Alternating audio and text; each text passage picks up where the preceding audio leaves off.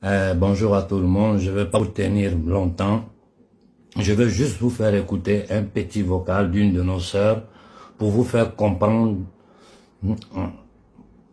clairement quels sont les enjeux, les raisons de la lutte que nous sommes en train de mener. Parce qu'il y a beaucoup de confusion, il y a beaucoup de bavardage. Il faut que la jeunesse africaine comprenne dans le fond les raisons de cette lutte de libération. Écoutons-le ensemble. Le premier point, c'est l'enjeu. Dans l'affaire du Mali, de la Guinée, du Burkina, du Niger et du Sénégal où on compte les morts, alors qu'au Niger, il n'y a pas de morts. Ce qui est en jeu, c'est l'industrialisation de l'Afrique. Autrement dit, la transformation par les Africains des matières premières de l'Afrique pour approvisionner en priorité le marché de l'Afrique. L'enjeu, c'est celui-là, il n'y en a pas d'autre. Le second point, c'est la cible. La cible, elle est double. Et la cible principale, c'est le Nigeria. C'est pas le Niger. Reprenons la chronologie. En 1975, l'ECOWAS, CEDEAO en français, la Communauté économique des États d'Afrique de l'Ouest, est créée. Où ça? Au Nigeria. En 1980, le plan continental d'industrialisation de l'Afrique est adopté. Où ça? À Lagos, au Nigeria. Il faut se rappeler qu'en 80, on est encore en pleine lutte de libération dans toute l'Afrique australe. Et qu'il va falloir attendre 1994 pour des élections libres en Afrique du Sud. Je passe, chute du mur de Berlin, etc. 2003. Les 15 États de l'ECOWAS commencent à travailler sur la mise en place d'une monnaie commune, l'ECO. ECOWAS, ECO quoi. On est en 2003. 2005. L'avion qui transporte les experts financiers ouest-africains et leur sécurité tombe. Aucun survivant. Il devait rejoindre Abuja, la capitale du Nigeria, pour les travaux donc sur la création d'une monnaie commune. L'avion a décollé de Lagos et à quelques dizaines de kilomètres de Lagos, c'est le crash, demeuré inexpliqué jusqu'à ce jour. Il y avait par exemple le général Cheikh Oumar Diarra du Mali parmi les victimes. Soit dit en passant, ça vous fait une belle jambe si vous avez la sécurité dans l'avion et que l'avion tombe. 2009, donc là on est en 2005, 2009, l'ensemble des États de l'Union africaine adoptent une vision minière africaine. En fait, il s'agit de relancer le plan de Lagos, qui a été combattu par tout l'Occident et par les institutions de Bretton Woods, FMI en tête. Il faut savoir que dès les indépendances, des usines avaient été créées en masse pour produire localement les produits de première nécessité. Il y en avait au Mali, il y en avait en Guinée, etc. Bon, avec la chute du mur de Berlin en 89, à l'échelon international, il n'y a plus de contrepoids et les acquis en matière d'industrialisation ont été massivement cassés. Les usines ont été détruites. Et tenez-vous bien, dès que les États africains adoptent la vision minière africaine, en 2009, dans les jours qui suivent, les Européens convoquent une réunion d'urgence pour contrer l'Afrique, réunion au cours de laquelle ils disent textuellement « les Africains nous ont déclaré la guerre ». C'est-à-dire que des Africains étudient un plan d'industrialisation du continent et les Européens traduisent ce plan par « les Africains nous ont déclaré la guerre ». C'est leur terme. Ça a même été écrit dans certains bulletins techniques. Ce qui est effarant quand même, même pour des Africains aguerris, c'est effarant comme réaction. 2009, donc dans ce même laps de temps, voilà que colonel Kadhafi est président de l'Union africaine, puisqu'on a une présidence tournante, ça change chaque année, et il propose comme monnaie commune le dinar or.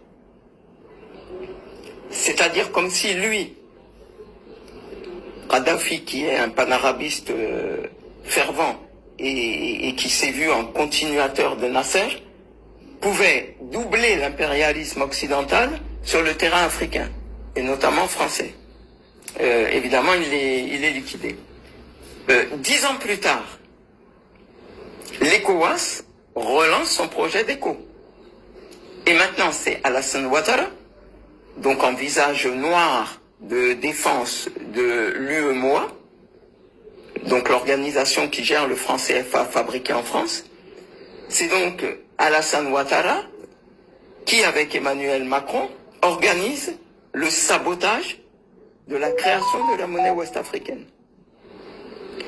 Il faut comprendre que Alassane Ouattara a fait ses études aux USA dans les années 60, qu'il a été fonctionnaire du FMI, qu'il a été administrateur de la BCEAO, donc de la Banque centrale des États d'Afrique de l'Ouest, qui gère ce franc CFA fabriqué à Chamalières en France, et que juste après la chute du mur de Berlin, il s'est retrouvé comme par hasard Premier ministre de Côte d'Ivoire.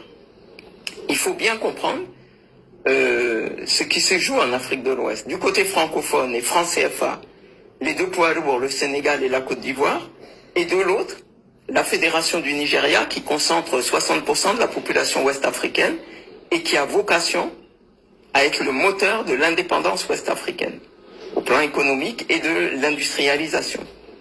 Alors, concernant le franc CFA au plan technique, pour ceux qui ne le sauraient pas, il faut savoir qu'au sortir de la guerre 35-45, le général de Gaulle a fait dans les colonies d'Afrique un copier-coller du mécanisme monétaire astucieux qui avait été mis en place par le régime nazi dans chacun des territoires qu'il avait occupés, y compris la France, mais il y avait un certain nombre de territoires à l'Est et même dans les ghettos, etc. Bref, il a fait un système de drainage de richesse. C'est ce système que le général de Gaulle a plébiscité pour l'implanter dans les pays africains.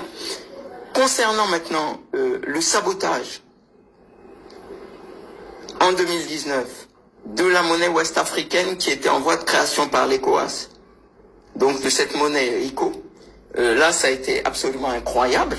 C'est-à-dire que Emmanuel Macron et Alassane Ouattara ont annoncé à grand bruit, par voie de presse, la création d'une monnaie du même nom, ECO, adossée à l'euro. C'est-à-dire une fiction qui n'a rien à voir avec le projet sur lequel travaillaient les techniciens de l'ECOWAS.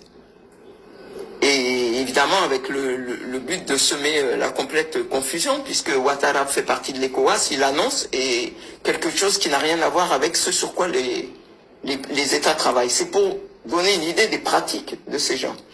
Et concernant maintenant le Nigeria, il faut savoir que la France n'a eu qu'une stratégie depuis l'aube de l'indépendance, faire éclater la fédération du Nigeria. Et il est bien évident que guerre au Niger ferait une pierre deux coups, parce que ça marquerait l'effondrement automatique de la CEDEAO et à plus ou moins brève échéance, bien sûr, l'éclatement de la fédération du Nigeria. Et c'est cette, entre guillemets, opportunité que la France veut saisir, d'où sa détermination à entraîner l'OTAN dans cette affaire. Public national et international qui, depuis les événements du 26 juillet 2020... Bon, voilà.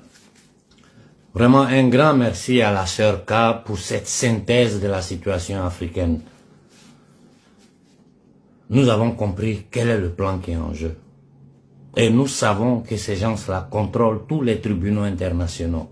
Que ce soit la CPI, la Cour des droits humains de Strasbourg, ils ont tout sous leur contrôle. Ce sont que des institutions qu'ils ont créées pour légitimer le banditisme, le pillage et le massacre des peuples africains.